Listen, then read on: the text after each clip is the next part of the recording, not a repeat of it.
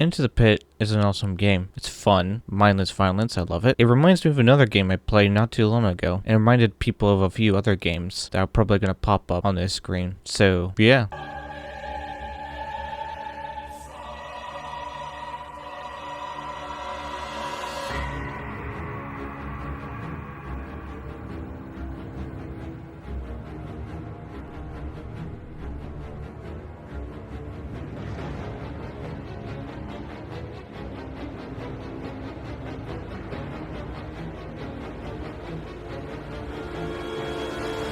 Anyway, on to the story of the game. You play a sorcerer character who's looking for his cousin. She basically went into this town in the middle of nowhere, discovered some sort of pit, and decided to go into it. And you are going to the same place to find her because she stopped communicating with you. You discover that the townspeople are all missing except for a couple stragglers who refuse to go into the pit to find the rest of the villagers because some of them follow this warlock. And so we have to go in there and rescue our cousin. So that's what you do. You go in and the game begins. There are runes in this game. When you get into the pit, you are given the option to choose different weapons, and these weapons basically will play off how you are going to play the rest of the game. But you also can upgrade your weapons with different abilities. I discovered that lifesteal and poison and bleeding are the best. Like, lifesteal plus bleeding.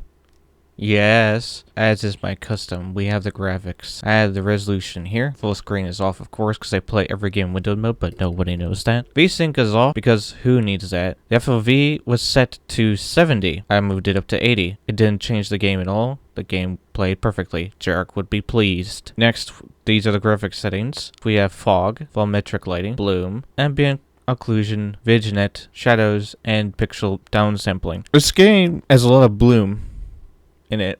It's very bloomy, but that's fine. You do have to rescue villagers in this too, and each time you rescue villagers, the more villagers you rescue, the stronger the town becomes, to the point where people will start to help you and you can use more runes to basically go in and basically become more and more unstoppable. In this game, you fight different things. As you progress, you have to pick and choose where you want to go, and you have to be really careful because these things can kill you quickly depending on what they are. Every enemy is different in every single area. It's kind of interesting. You start in one area and you basically move down. The more lower you go, the more things get really interesting, and eventually you'll fight a big boss. My favorite boss so far was the jellyfish. This thing is really cool. Really cool. Also, the soundtrack in this game is pretty nice. Have a listen.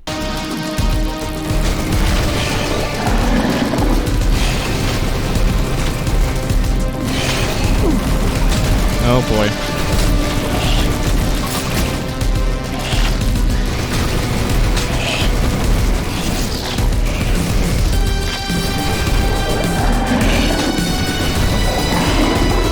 I have no real complaint about this game except one thing, and that is that when you die, you have to start all over again. It's really irritating, though it kind of also isn't, because you get to mix and match, the abilities you have to where you basically become more lethal. Eventually you just cackle at your enemies and are like, please hit me, please come at me, I'll just destroy you, I'll become more annoying as I go. Also, at the end of every boss, there's this grumpy warlock that appears, and he keeps threatening your character. He's like, don't go any further, or else. And I just am like, that's not scary. It'd be scarier if the warlock laughed and said, keep going. Come on, keep going. Do it. If he threatens you to keep away, your curiosity is going to keep you going. But if he encourages you, there's a small part of you that's like, is something going to happen if I keep going? And I had a blast doing it. This was before I took my break. This was like last week. So, but yeah, you should play this game. It's pretty fun. Leave a like and subscribe because there's always room for more. See you on the next video. Goodbye, everyone.